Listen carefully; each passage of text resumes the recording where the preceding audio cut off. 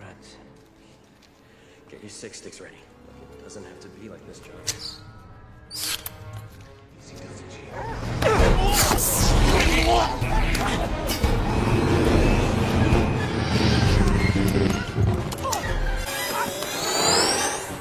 The movie opens in the year 2054, when murder has become a major problem in the United States.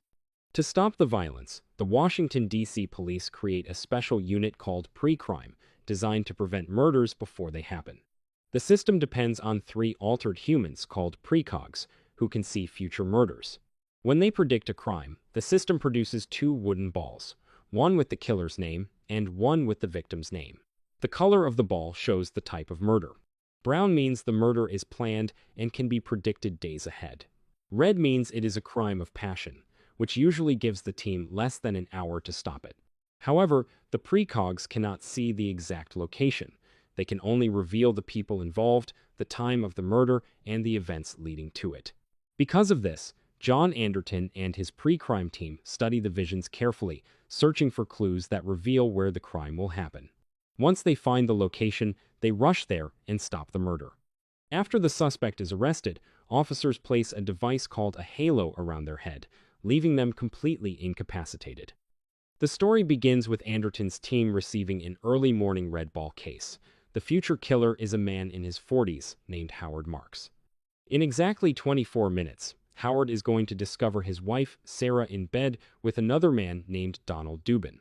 In a sudden rage, Howard will kill both of them with a pair of scissors. Anderton begins scrubbing through the vision to find the location. At the same time, he has to deal with the arrival of Danny Whitwer, an official from the Justice Department. Whitwer has been sent to audit the pre-crime system before Congress votes on whether the program should expand across the entire country. One of Anderton's colleagues, Fletcher, explains the basics of pre-crime to Whitwer, while Anderton continues studying the images from the vision. Soon, Anderton manages to narrow down the location. He joins several pre-crime officers and rushes to the scene, leaving Whitwer behind at headquarters. With only seconds remaining, Anderton and his team find the house. They arrive just in time and stop Howard before the precog's vision becomes reality.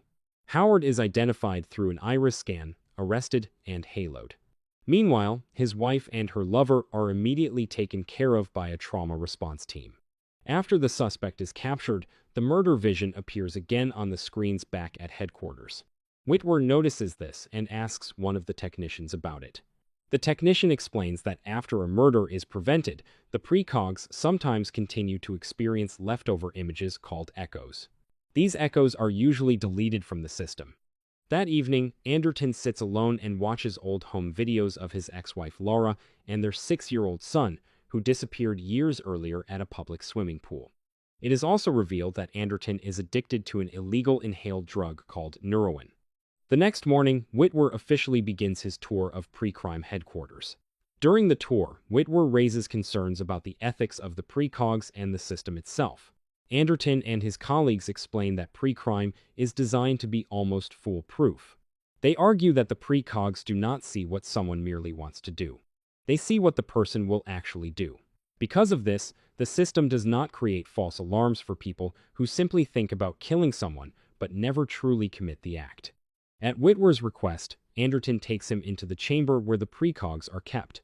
The three of them lie semi-conscious in a pool of fluid similar to amniotic fluid, connected directly to the pre-crime computer system.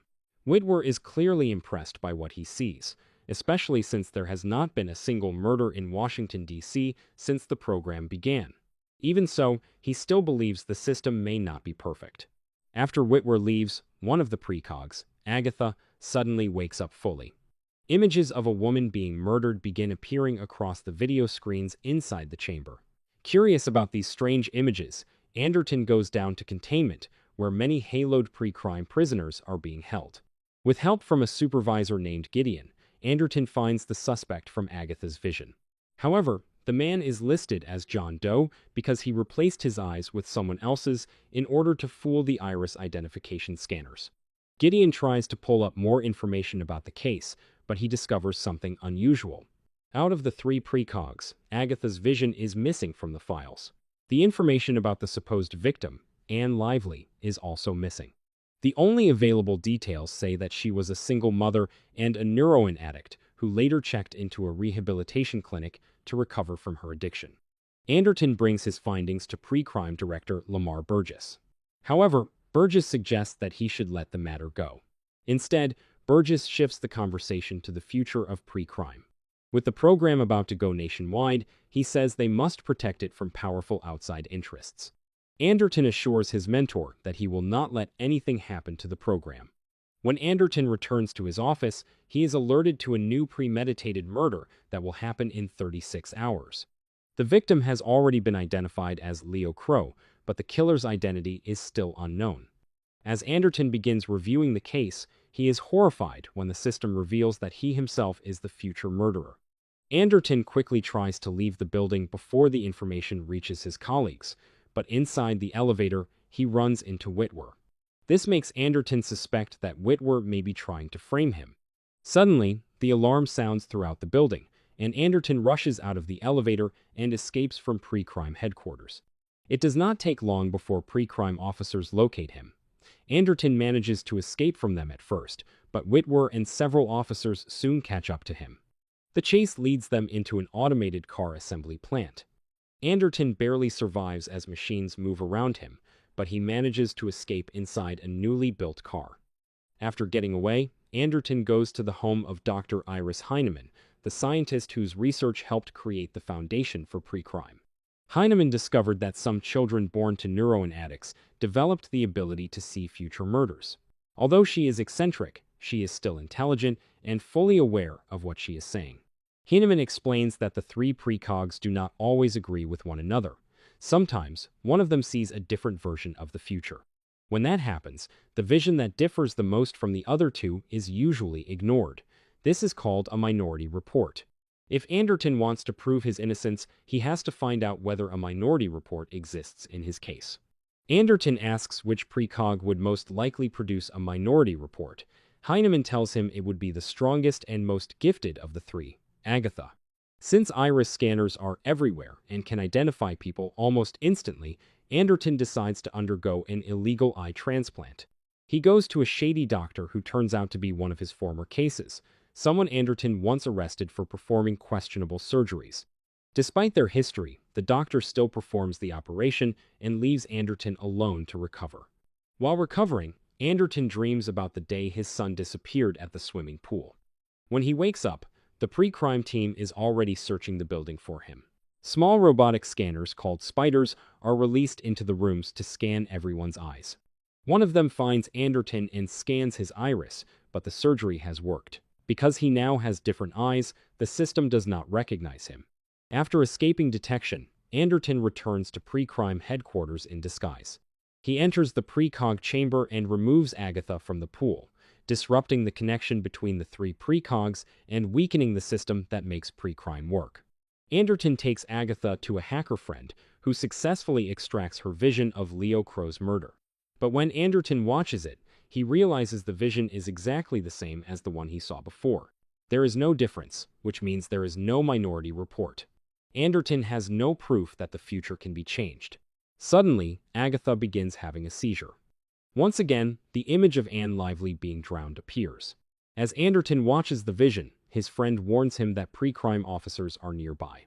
Anderton and Agatha narrowly escape, using Agatha's ability to predict the immediate future and guide them through danger. Anderton then tracks down Leo Crow's address and breaks into his apartment. Crow is not there, but Anderton finds a pile of photographs showing several children. Among them is a picture of his missing son. At that moment, Anderton realizes he may truly be destined to kill Crow. Believing Crow is connected to his son's kidnapping, he becomes overwhelmed with anger. When Crow finally enters the apartment, Anderton attacks him and tries to force a confession. Agatha begs Anderton not to kill him, but Anderton is consumed by rage and barely listens to her. He is ready to pull the trigger until the alarm on his watch goes off. It is the exact time the murder is supposed to happen. This snaps Anderton back to reality. Instead of killing Crow, he lowers the gun and begins reading him his rights. But then Crow reveals the truth. The photographs are fake. Someone gave them to him and told him to leave them in the apartment in order to set up this exact confrontation. Crow says his family will receive money only if Anderton kills him. Desperate to make sure the plan works, Crow grabs Anderton's gun hand, points the weapon at himself, and pulls the trigger. After Anderton and Agatha escape, Witwer and the pre-crime team arrive at Leo Crow's apartment to investigate the scene. Witwer immediately becomes suspicious. There is too much evidence left behind, almost as if someone wanted Anderton to find it. Later, Witwer shares his concerns with Burgess and also brings up the Anne Lively case.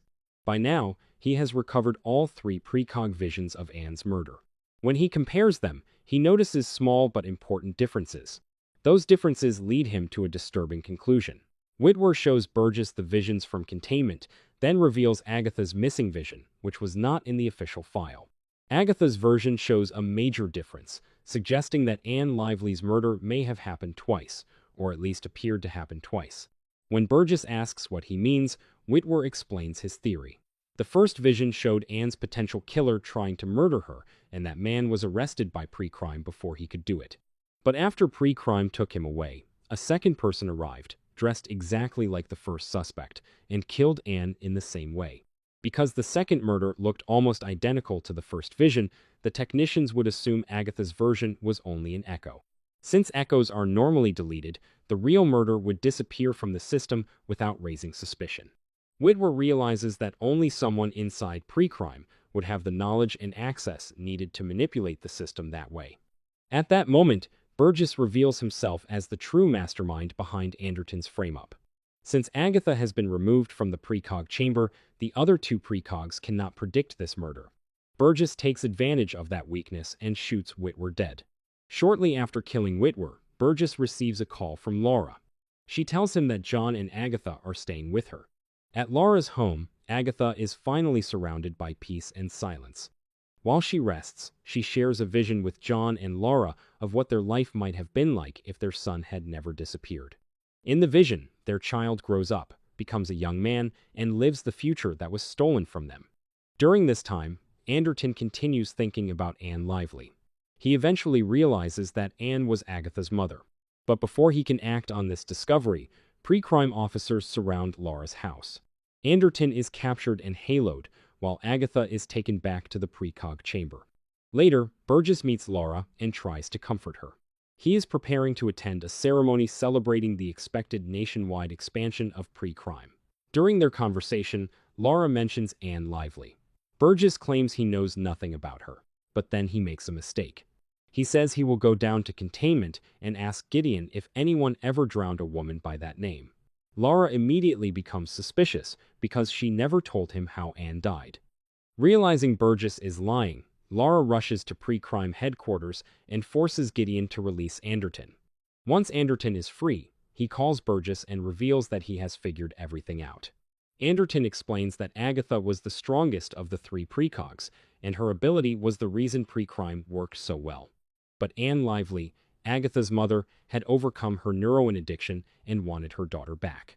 If Anne had succeeded, Agatha would have been removed from the program, and pre-crime might have collapsed before it could expand nationwide. To protect the program, Burgess arranged for the John Doe suspect to attack Anne. Pre-crime stopped the man before he could kill her, exactly as the system predicted. But after the suspect was arrested, Burgess went to Anne himself, disguised to look like the original killer, and murdered her in the same way. Because the crime looked like the vision that had already been stopped, everyone assumed Agatha's vision of the real murder was just another echo. The vision was deleted, and Anne Lively was quietly listed as a missing person. As Anderton speaks to Burgess, a new red ball case suddenly appears. This time, the victim is Anderton, and the future killer is Burgess. Realizing that Anderton must be nearby, Burgess takes an antique revolver that was given to him as a gift and searches for him. When the 2 men finally face each other, Anderton explains the trap Burgess is now caught in. If Burgess kills him, then pre-crime will be proven correct, but Burgess will spend the rest of his life in prison. If Burgess refuses to shoot, then pre-crime will be proven flawed because the predicted murder will not happen. Burgess sees no way out. Instead of killing Anderton, he chooses a third option and shoots himself. After the truth is exposed, the pre-crime program is shut down. The world realizes that the system can be manipulated and is not as perfect as everyone believed. All the prisoners arrested under pre-crime are pardoned and released, although many of them remain watched by local police for years. In the end, Anderton reconciles with Laura, who is now pregnant with their second child. The three precogs are taken far away to a quiet, hidden place where they can finally live in peace, free from the system that used them. If you enjoyed this video, don't be shy to hit the like button, and if you disliked it, hit the dislike button twice, just to be sure. It would be best if you watched the whole movie. Thank you very much for watching. Please subscribe for more videos like this.